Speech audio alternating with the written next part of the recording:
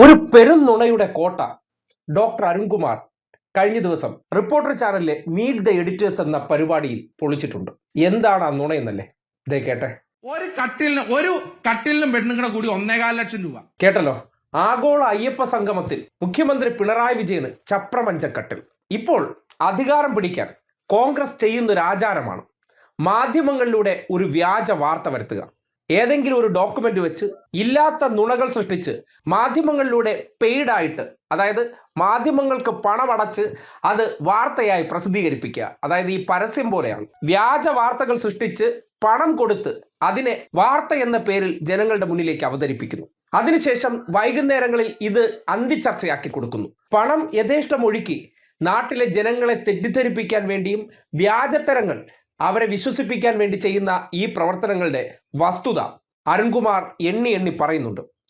ശബരിമലയുമായി ബന്ധപ്പെട്ട് അവിടുത്തെ ആചാരങ്ങൾ എന്ന പേരിൽ എല്ലാ കള്ളന്മാരെയും കൂടെ കൊണ്ട് നടന്നതിന് ശേഷം അവിടുത്തെ തട്ടിപ്പുകൾക്കെല്ലാം ഒത്താശ ചെയ്തവർ പിന്നീട് കൈയോടെ പിടിക്കപ്പെടുമ്പോൾ അവിടെ അധികാരത്തിലുണ്ടായിരുന്നു എന്ന ഒറ്റ കാരണത്താൽ അവരെ ബലിയാടാക്കാൻ ശ്രമിക്കുന്നതിന്റെ വസ്തുതയാണ് എണ്ണി എണ്ണി പറഞ്ഞു വെച്ചത്. വസ്തുതകൾ മനസ്സിലാക്കേണ്ടവർ കേട്ടിരിക്കേണ്ട കാര്യമാണ്. തെറ്റിദ്ധരിപ്പിക്കലും വ്യാജ വാർത്തയ്ക്കപ്പുറം എന്താണ് കഴിഞ്ഞ തെരഞ്ഞെടുപ്പ് കാലഘട്ടത്തിലും ഈ തെരഞ്ഞെടുപ്പ് കാലഘട്ടത്തിലും ജനങ്ങളുടെ മുന്നിൽ ഇവർ ചെയ്തുകൊണ്ടിരിക്കുന്നു എന്നതിനെ സംബന്ധിച്ച് ഒരു വാക്ക് കളയാനില്ലാതെ അരുൺകുമാർ എണ്ണി എണ്ണി പറഞ്ഞു വെച്ചു. മുഖ്യമന്ത്രിക്ക് കിടക്കാൻ ഒരു കട്ടിലിന് 1 ലക്ഷം രൂപ ചെലവാക്കി എന്ന പേരിൽ ഒരു വലിയ പ്രചരണം നടക്കുന്നില്ലേ ഇപ്പോൾ? യഥാർത്ഥത്തിൽ അങ്ങനെയാണോ? ആ ഹെഡിങ്സിൽ കൊടുത്തിരുന്നത് ഫർണിച്ചർ ആൻഡ് ഓഫീസ് കോംപ്ലക്സിലേക്കും ഒപ്പം ഈ ആഗോള സംഘവുമായിട്ട് ഭാഗമുള്ള ഗസ്റ്റ് ഹൗസിലേക്കും വേണ്ടിയിട്ട് 3,80,000 രൂപയുടെ ഫർണിച്ചർ അല്ലേ വാങ്ങിയത്? മുഖ്യമന്ത്രി ആ പുതിയ കട്ടിലും മേശയും കൊണ്ടിട്ട് റൂമിൽ പോലും അല്ല കിടന്നത്. സപ്രപഞ്ചക്കട്ടിൽ എന്ന മട്ടിലുള്ള പ്രചരണം നടത്തുകയാണ്. അതായത് നോക്കൂ, എങ്ങനെയാണ് നയതന്ത്രത്തിലൂടെ സ്വർണ്ണക്കടത്തി നടത്തിയത്. ആ സമയത്തുണ്ടായ വലിയ വിവാദമായിരുന്നു ബിരിയാണി ചെമ്പിലൂടെ സ്വർണം കടത്തി. ബിരിയാണി ചെമ്പിലൂടെ സ്വർണം കടത്തിയതാണ് 2021 പ്രതിപക്ഷത്തിന്റെ കുപ്രചരണമെങ്കിൽ ഇപ്പോൾ മുഖ്യമന്ത്രി കടന്ന സപ്രപഞ്ചക്കട്ടിൽ 1 ലക്ഷം എന്നുള്ളതാണ് അടുത്ത പ്രചരണം. വസ്തുത അതാണോ? വസ്തുത അതല്ല. ദേവസ്വം ബോർഡ് ഈ റിപ്പോർട്ട് കണ്ടിട്ടില്ല. ദേവസ്വം ബോർഡ് 17-ാം തീയതി കൂടിച്ചേരുമ്പോൾ മാത്രമാണ് ഈ റിപ്പോർട്ടുകൾ വെറ്റ് ചെയ്ത് ദേവസ്വം കമ്മീഷണർ നവംബർ മാസം 4-ാം തീയതി കൊടുത്ത റിപ്പോർട്ടിന്റെ അടിസ്ഥാനത്തിൽ ഒരുപക്ഷെ കണക്ക് പുറത്തു കൊണ്ടുവരിക. 2, നന്ദഗോവിന്ദം ഭജൻസിന്റെ പേരിലാണ് അടുത്ത പ്രചരണം. നന്ദഗോവിന്ദം ഭജൻസ് വൗച്ചർ കൊടുത്തിട്ടുണ്ടോ? വൗച്ചർ കൊടുത്തിട്ടില്ല. മാത്രവുമല്ല, ഇഷാൻ ദേവിന്റെ പേരിൽ TDS ഈടാക്കി പണം അവിടെ അടച്ചതിന്റെ ബാങ്ക് അക്കൗണ്ട് രേഖകളുണ്ട്. ഈ രേഖകൾ ഇരിക്കുമ്പോൾ എങ്ങനെയാണ് വിജയൻ അസോസിയേറ്റ് എന്ന് പറയുന്ന സ്ഥാപനം നന്ദഗോവിന്ദം ഭജൻസിന്റെ ഇല്ലാത്ത വൗച്ചറിന്റെ പേരിൽ ഓഡിറ്റ് ഉണ്ടാക്കുന്നത്? ചോദ്യങ്ങളല്ലേ? പക്ഷേ ഈ ഉത്തരങ്ങൾ ആർക്കും വേണ്ടല്ലോ. പ്രചരണമാണ്, അഴിച്ചുവിടുകയാണ് ആഗോള അയ്യപ്പ സംഗമത്തിലൂടെ. 3-ാമത്തത്, ദേവസ്വം ബോർഡിന് പണം കിട്ടിയോ? കിട്ടി. ദേവസ്വം ബോർഡിന് കിട്ടിയ പണത്തെക്കുറിച്ചാണ് നവംബർ മാസം തന്നെ 44-ാമത്തെ ദിവസം ദേവസ്വം കമ്മീഷൻ കൊടുത്ത റിപ്പോർട്ടിലുണ്ട്. 3 കോടിയെ ചിലവാക്കിയുള്ള ആർക്കും അന്വേഷിക്കാവുന്ന കാര്യമല്ലേ? അതല്ലേ ദേവസ്വം മന്ത്രി പറഞ്ഞത്? ദേവസ്വം മന്ത്രി പറഞ്ഞതിൽ എവിടെയെങ്കിലും തെറ്റുണ്ടോ? ഇല്ലല്ലോ. വീഴ്ച സംഭവിച്ചത് കമ്മീഷണർക്കാണ് എന്നതിൽ മറച്ചുവെച്ച് ഇതിനെ പൂർണ്ണമായും സർക്കാരിനെ അടിക്കാനുള്ള ആയുധമാക്കി മാറ്റി. ഈ പോറ്റിയെ കയറ്റിയത് സഖാക്കളാണ് എന്ന് പറഞ്ഞു നടന്ന കോൺഗ്രസിന് ഒടുവിൽ അതിപ്പോൾ തിരുത്തിപ്പാടേണ്ടി വരുന്ന സാഹചര്യമല്ലേ? പിയാസൻ പറഞ്ഞതുപോലെ നമ്മുടെ ചർച്ചയിലല്ലേ അജയ് തറയിൽ പറഞ്ഞത്? ഈ ഉണ്ണികൃഷ്ണൻ പോറ്റി സന്നിധാനത്ത് വരുന്നത് 2004-ലാണെങ്കിലും ഔദ്യോഗിക ചുമതലകൾ ഏറ്റെടുക്കുന്നത് 2007-ലാണ്. അന്ന് ജി രാമൻ നായരാണ്. ജി രാമൻ നായർ ആരാണ്? UDFന്റെ ദേവസ്വം ബോർഡിന്റെ പ്രസിഡന്റ് ആണ്. അതിനുശേഷമാണ് CK ഗുപ്തൻ വരുന്നത്. എന്ന് പറഞ്ഞാൽ അതിന്റെ അർത്ഥം എന്താ?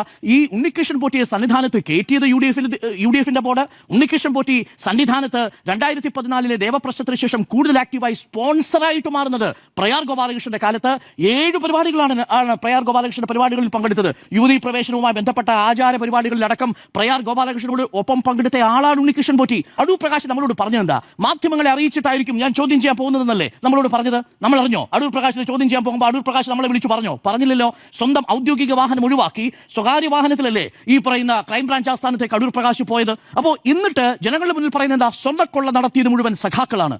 ഏത് സഖാവാണ്? അവിടെ മുരാരി ബാബു നേരത്തെ UDFന്റെ TDF എന്ന് പറയുന്ന സംഘടനയിലെ അംഗമായിരുന്നു. പിന്നീട് അയാൾ ചുവടുമാറി. 2-ാമത് ജയശ്രീ ഏത് സംഘടനയിലെ അംഗമായിരുന്നു? ഇതെല്ലാം മറച്ചു വെച്ചുകൊണ്ടല്ലേ ഈ കേസിൽ സ്വർണ്ണക്കൊള്ളയുമായി ബന്ധപ്പെട്ട് സ്വർണം വാങ്ങിയവനും അഥവാ സ്വർണം കട്ടവനും സ്വർണം വാങ്ങിയവനും സ്വർണം ഉരുക്കിയവനും ഒരൊറ്റ ഫ്രെയിമിൽ വന്ന ഒരൊറ്റ ചിത്രമേ ഉള്ളൂ. 2-ാമത്തെ ചിത്രം അടൂർ പ്രകാശിനോടൊപ്പമുള്ള ചിത്രമാണ്. ആദ്യത്തെ ചിത്രം എന്ന് പറയുന്നത് സോണിയാഗാന്ധിയോടൊപ്പമുള്ള ചിത്രമാണ്. എന്നിട്ടും അതെല്ലാം മറച്ചുവെച്ച് ആ വലിയ പ്രചരണം അഴിച്ചുവിടുന്നു. വലിയ ഗാനത്തിന്റെ അകമ്പടിയോടുകൂടി ആ പ്രചരണം അഴിച്ചുവിട്ടിട്ട് ഒടുവിൽ അത് തിരിച്ചടിക്കുന്ന സാഹചര്യം വന്നപ്പോൾ അടുത്ത ആയുധം കൊണ്ടുവരുന്നു. ആഗോള അയ്യപ്പ സംഗമവുമായി ബന്ധപ്പെട്ട വിവാദം കൊണ്ടുവരുന്നു.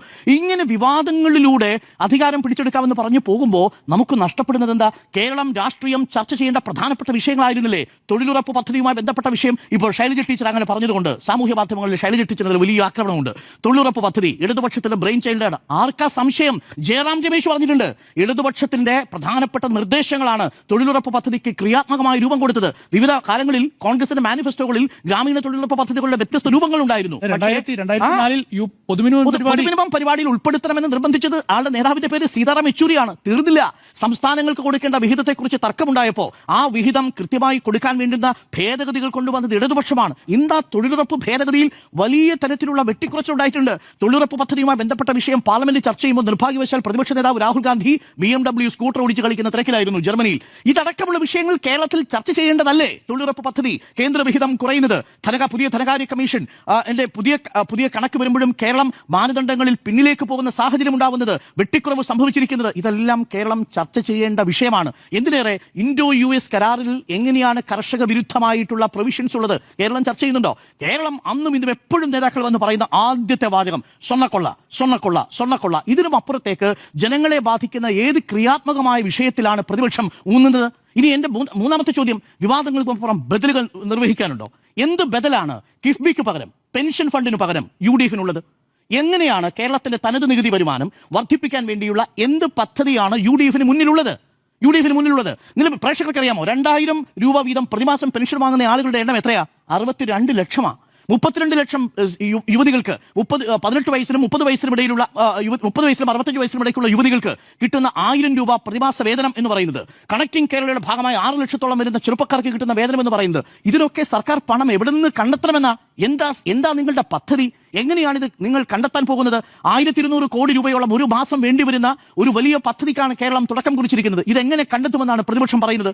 ഈ പ്രതിപക്ഷം പറയുന്നത് എങ്ങനെ വിശ്വസിക്കും? എന്നിട്ട് പ്രതിപക്ഷ നേതാവ് ചോദിക്കുന്ന ഒരു ചോദ്യമുണ്ട്, വയനാട്ടിൽ ഒരു വീടെങ്കിലും സർക്കാർ വെച്ചു കൊടുത്തു എന്ന്. എന്താ അസംബന്ധം നിറഞ്ഞ ചോദ്യ?